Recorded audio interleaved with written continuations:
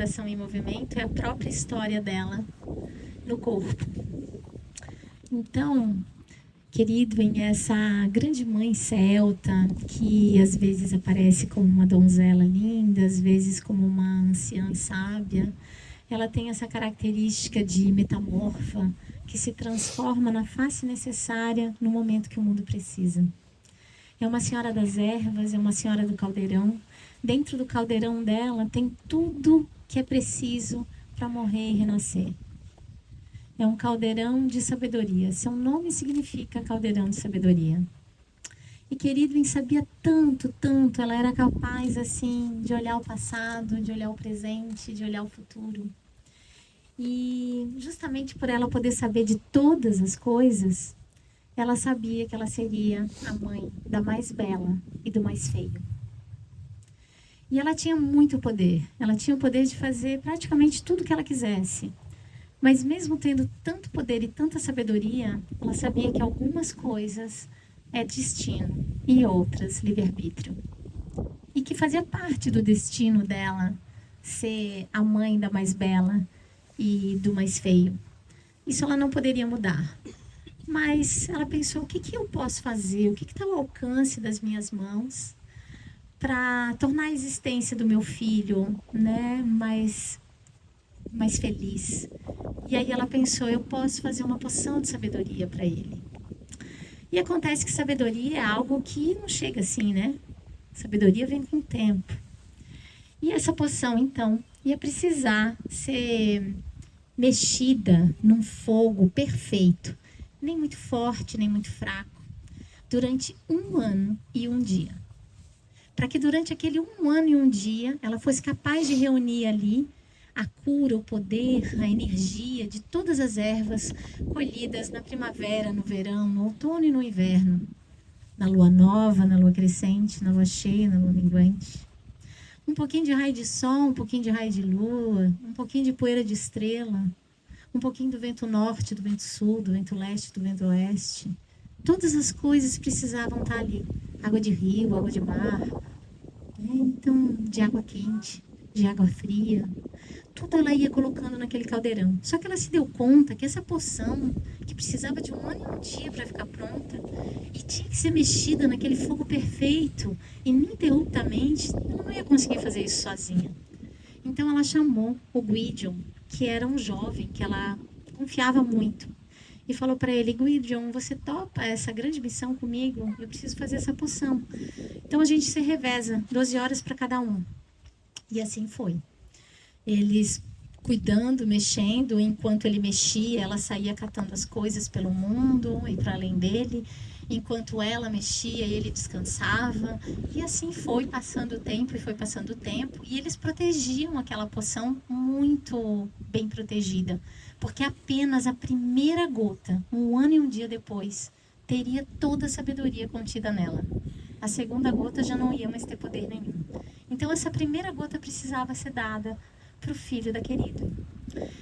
E o tempo foi passando e quando estava quase na hora daquela poção estar pronta, aquele caldo, né, estava engrossando e começou a borbulhar e exalar aquele aroma de puro amor e sabedoria.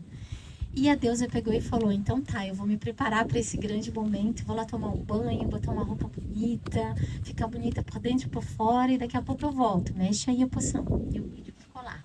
E aquela coisa borbulhando, e borbulhando, e borbulhando, até que uma daquelas borbulhas caiu na mão do Gwydion. E o Gwydion, por instinto, levou a boca. E nessa hora, ele sentiu que toda a sabedoria estava percorrendo e entrando em cada fibra do ser dele. E justamente por ele estar se tornando, né, o ser mais sábio, ele sabia que a deusa também já sabia que isso tinha acontecido e que ela estava pé da vida.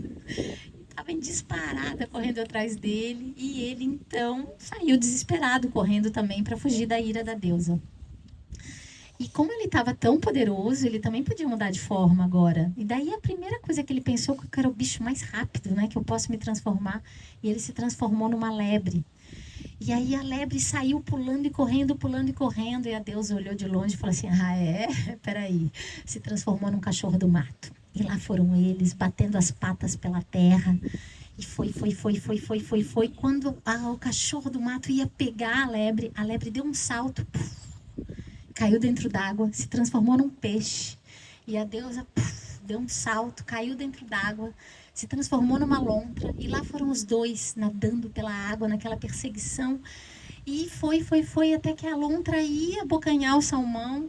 Quando ela ia pegar o salmão deu um salto para fora d'água, abriu as asas, se transformou num pássaro. E ela deu o salto para fora d'água, abriu as asas, virou um falcão e foi pelos ares, aquela perseguição, os dois voando.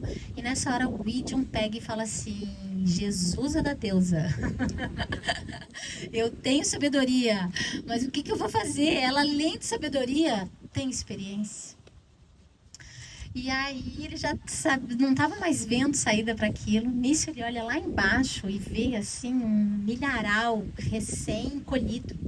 Aquele monte de grãos de milho lá embaixo, e ele pega e despenca lá do céu e se transforma num grão de milho. Aí a deusa, pacientemente, se transforma numa grande galinha preta e começa a encher o papo. Grão por grão e grão por grão. Até que, enfim, um daqueles grãos era o Gwydion. Ela come aquele grão e ela sente, então, que agora ela estava grávida do filho de sabedoria. E 9 meses depois, nasce o Gwydion, o Afgadu, agora com outro nome, e que se torna, então, o homem mais sábio do mundo, o primeiro Merlin. E essa história traz muito também, né, esse encontro do masculino e do feminino, essa união de todos os elementos da vida, né? A terra, a água, o fogo e o ar. E que a gente possa integrar, então, toda a sabedoria, toda a luz do feminino e do masculino dentro da gente, para a gente aplicar essa sabedoria no mundo.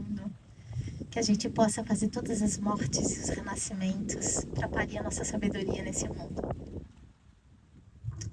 É isso, minha gente. Bora fazer o ensaio? Sim.